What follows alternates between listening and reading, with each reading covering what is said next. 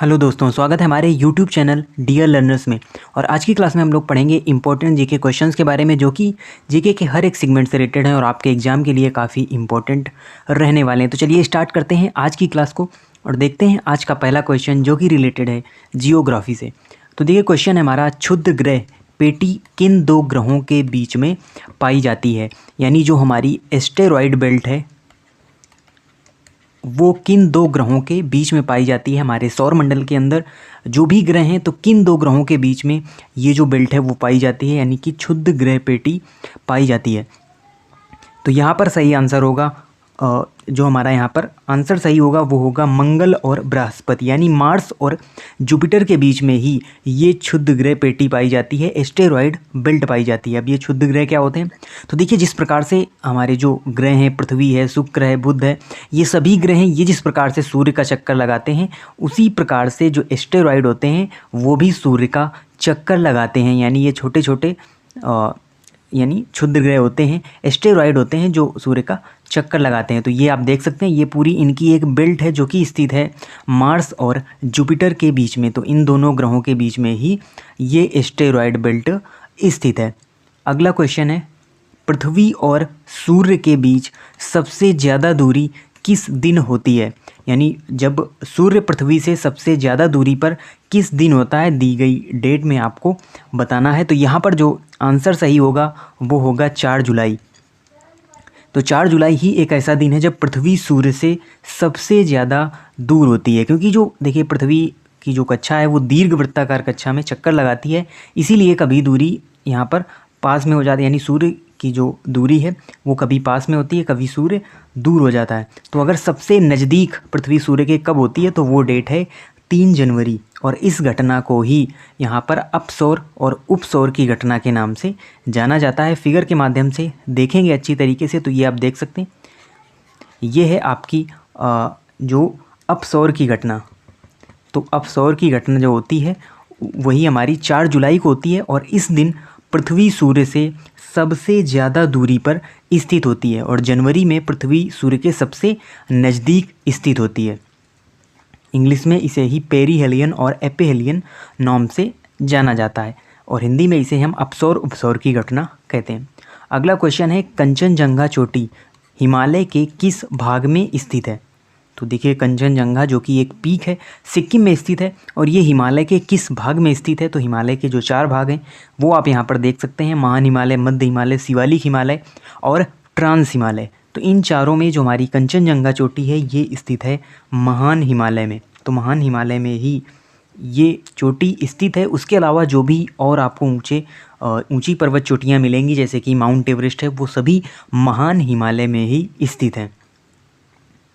अगला क्वेश्चन है, निम्न में से कौन सी परत उल्का पिंड से पृथ्वी की रक्षा करती है? यानी जो उल्का पिंड है, कई बार आपने सुना भी होगा, एक जो कहा जाता है वैज्ञानिकों के द्वारा कि एक समय उल्का पिंड ही पृथ्वी पर गिरा था, जिससे डायनासोर का अस्तित्व खत्म हो गया। तो ये जो उल्का पिंड है, इनसे पृथ्वी की रक्षा कौन सी परत करती है? तो यहाँ पर सही आंसर होगा मध्यमंडल। तो देखिए, पृथ्वी की 5 परतें हैं, क्षोभ मंडल, समताप मंडल, मध्यमंडल, आयन मंडल और बहिर्मंडल। तो उन्हीं में एक ये परत है मध्यमंडल, जिसे हम मीजोस्फीयर के नाम से भी जानते हैं, और यही उल्का पिंड से पृथ्वी की रक्षा करती है, क्योंकि इसे माना जाता है वायुमंडल की सबसे ठंडी परत। तो ये सबसे ठंडी परत है। तो जलते हुए जो उल्का पिंड आते हैं, जैसे ही पृथ्वी के वायुमंडल में प्रवेश करते हैं, तो इस परत के द्वारा ही वहाँ पर उनको पूरी तरीके से नष्ट कर दिया जाता है। तो उल्का पिंडों से हमारे पृथ्वी की रक्षा मध्यमंडल के द्वारा की जाती है। उसके अलावा समताप मंडल, तो अगर पूछा जाए क्वेश्चन आपसे, वायुयानों के लिए सबसे उपयुक्त जो परत है, यानी वायुयान के लिए उपयुक्त जो परत आपसे पूछी जाए, तो वो है समताप मंडल। तो जो वायुयान है वो इसी परत में फ्लाई करते हैं, समताप मंडल में, क्योंकि यहाँ पर सेम रहता है, कोई भी मौसमी घटनाएं नहीं होती हैं। अगला क्वेश्चन है, नाथुला दर्रा निम्न में से किस राज्य में स्थित है? तो देखिए, जो पासेज होते हैं दर्रा, और आप तो कई सारे हैं भारत में स्थित, और आपसे पूछा गया है जो नाथुला दर्रा है वो किस राज्य में स्थित है? तो यहाँ पर सही आंसर होगा आपका सिक्किम। तो सिक्किम में ही ये जो दर्रा है, पास है, वो स्थित है, नाथुला पास। अगला क्वेश्चन है, सौर मंडल का सबसे बड़ा उपग्रह कौन सा है? तो देखिए, जो सूर्य के चारों ओर चक्कर लगाते हैं उन्हें हम ग्रह कहते हैं, और जो ग्रह के चारों ओर चक्कर लगाते हैं उन्हें हम उपग्रह कहते हैं। तो आपसे पूछा जा रहा है सौरमंडल का सबसे बड़ा उपग्रह कौन सा है। तो यहाँ पर जो आपका आंसर सही होगा वो होगा गैनीमीड। तो गैनीमीड ही सौरमंडल का सबसे बड़ा उपग्रह है। और बात करें अगर हम चंद्रमा की, तो ये पृथ्वी का एकमात्र उपग्रह है। उसके अलावा जो फोबोस और डिमोस हैं ये आपके मंगल ग्रह के उपग्रह हैं। अगला क्वेश्चन है मनाली को लेह से जोड़ने वाली सुरंग का क्या नाम है। यानी जो टनल बनाई गई जो मनाली और लेह को जोड़ती है उसे किस नाम से जाना जाता है। तो उस टनल को हम कहते हैं अटल टनल। तो अटल टनल के नाम से उसे जाना जाता है। और पहले क्या था, मनाली से लेह जाने का जो रास्ता हुआ करता था वो रोहतांग पास से होकर जाया करता था, जिसमें अगर हम बात करें सर्दियों के समय में तो पूरी तरीके से जो मनाली लेह है वो पूरी तरीके से कट जाता था, क्योंकि रोहतांग पास में काफ़ी ज़्यादा बर्फ़बारी की वजह से वहाँ पर वो रास्ता बंद हो जाया करता था। लेकिन अटल टनल के बनने से अब ये यानी आप मनाली से लेह पूरे साल जा सकते हैं, पूरे वर्ष ये जो रास्ता है वो चालू रहता है अटल टनल के बनने से। तो मनाली को लेह से जोड़ने वाली जो टनल है उसे ही अटल टनल के नाम से जाना जाता है। आगे बताना है भारत में किस राज्य में सबसे ज़्यादा बांध हैं। तो देखिए जो सबसे ज़्यादा डैम है वो भारत के किस राज्य में स्थित हैं। तो यहाँ पर आपका सही आंसर होगा महाराष्ट्र। तो महाराष्ट्र ही वो राज्य है जहाँ पर सबसे ज़्यादा डैम बनाए गए हैं, सबसे ज़्यादा डैम स्थित हैं। अगला क्वेश्चन है बौद्ध धर्म ग्रहण करने वाली पहली महिला कौन थी। तो देखिए ऐसी पहली महिला कौन थी जिन्होंने बौद्ध धर्म को अपनाया। तो यहाँ पर सही आंसर होगा प्रजापति गौतमी। तो प्रजापति गौतमी के द्वारा ही बौद्ध धर्म को सबसे पहले अपनाया गया था। अगर हम बात करें महिलाओं के अंदर, तो महिलाओं के अंतर्गत सबसे पहले प्रजापति गौतमी ने ही बौद्ध धर्म को अपनाया था। अगला क्वेश्चन है फाहियान किसके शासनकाल में भारत आया था। तो देखिए कल हमने क्वेश्चन पढ़ा था पिछली क्लास में, ह्वेनसांग किसके शासनकाल में आया था, तब वहाँ पर आंसर सही होता हर्षवर्धन। लेकिन यहाँ पर जो फाहियान विदेश यात्री है वो किसके शासनकाल में आया, तो वो चंद्रगुप्त विक्रमादित्य के शासनकाल में ही फाहियान भारत आया था। अगला क्वेश्चन है यहाँ पर काफ़ी इंपॉर्टेंट एंड इंटरेस्टिंग क्वेश्चन है, स्वर्ण पदक में सबसे अधिक कौन सी धातु होती है। अब आप कहेंगे सर ये भी क्या क्वेश्चन आप पूछ रहे हैं, ये भी कोई पूछने वाली बात है। स्वर्ण पदक में तो सबसे अधिक सोना ही होगा, लेकिन अगर आप यहाँ पर सोना टिक करते हैं तो आपको यहाँ पर माइनस में नंबर मिल जाएंगे। तो देखिए क्या होता है, जो हमारे स्वर्ण पदक होते हैं, जो ओलंपिक में आपने सुना होगा इस प्लेयर ने स्वर्ण पदक जीता। तो देखिए क्या होता है, वर्तमान में अगर हम बात करें जो स्वर्ण पदक हैं इनमें सबसे कम सोना ही होता है, यानी ये प्योर गोल्ड के नहीं होते।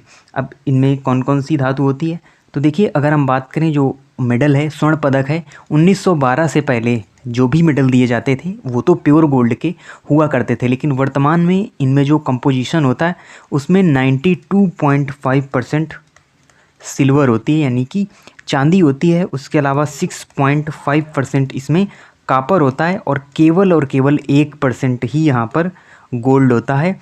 यानी स्वर्ण पदक में सिर्फ और सिर्फ 1% ही सोने का यूज किया जाता है। यहाँ पर सबसे ज़्यादा जो धातु होती है वो होती है हमारी चांदी। सबसे ज़्यादा चांदी का उपयोग ही किया जाता है स्वर्ण पदक को बनाने में। आप खुद ही सोचें कॉमन सेंस से, अगर पूरा प्योर गोल्ड का ही यहाँ पर स्वर्ण पदक बनाया जाएगा तो उसकी जो कॉस्ट है वो बहुत ही ज़्यादा हो जाएगी। इसलिए यहाँ पर इसमें चांदी की और तांबा की मिलावट की जाती है, प्योर गोल्ड का स्वर्ण पदक नहीं बनाया जाता है। तो ये क्वेश्चन आपको ध्यान रखना है। अगला क्वेश्चन है पुराणों की संख्या कितनी है।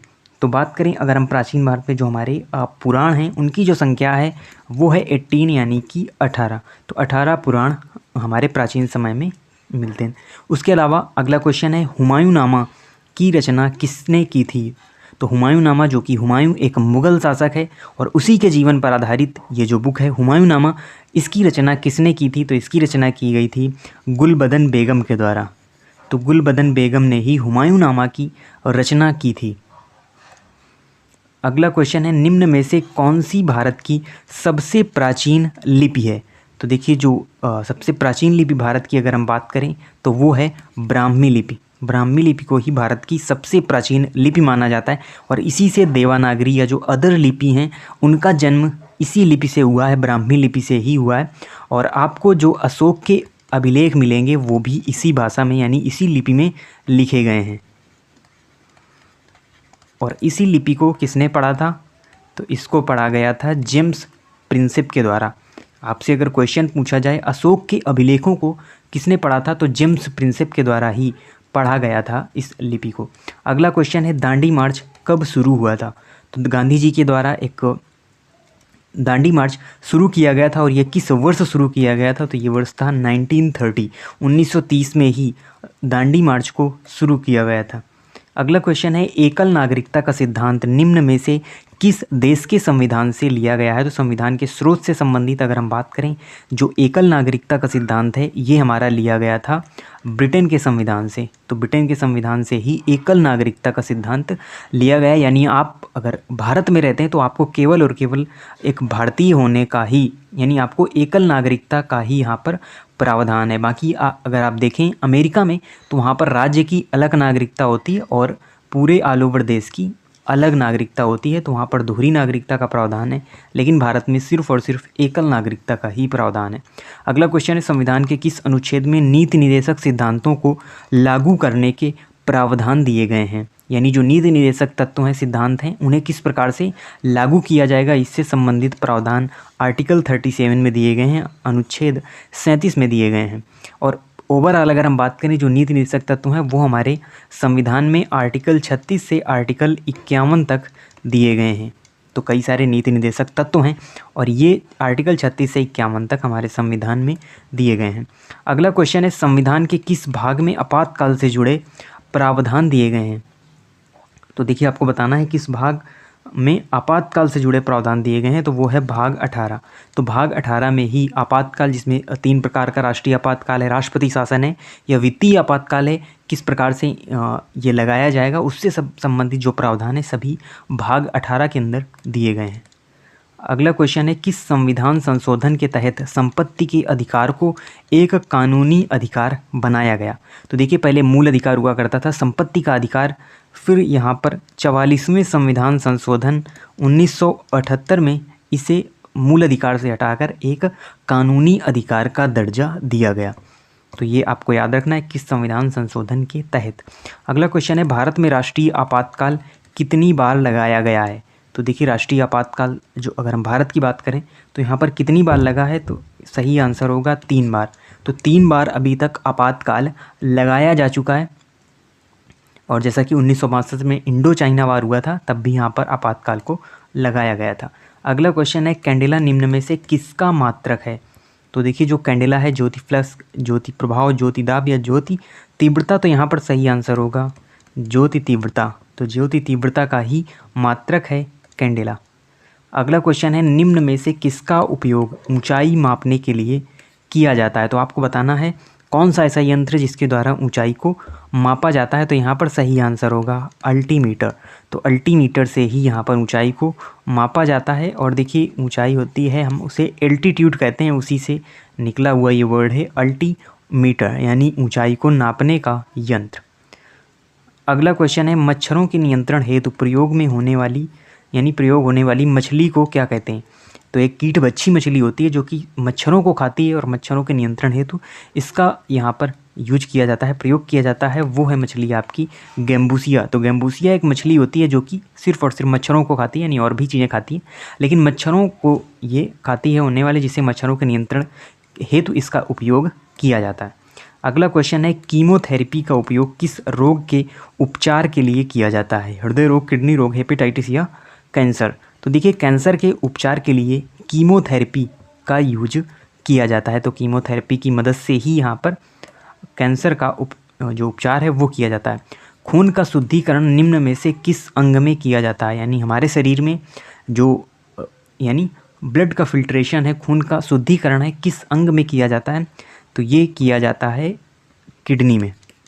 किडनी या जिसे हम वृक्क, गुर्दा, तो कई सारे इसके नाम होते हैं, तो यहीं पर खून का शुद्धिकरण किया जाता है। जो हमारा हार्ट है वहाँ से, तो हार्ट पंप का कार्य होता है, यानी शरीर से रक्त का लाना और फिर शरीर में रक्त को पहुँचाने का कार्य है वो हमारा हृदय करता है, लेकिन यहाँ पर रक्त का शुद्धिकरण किडनी में होता है।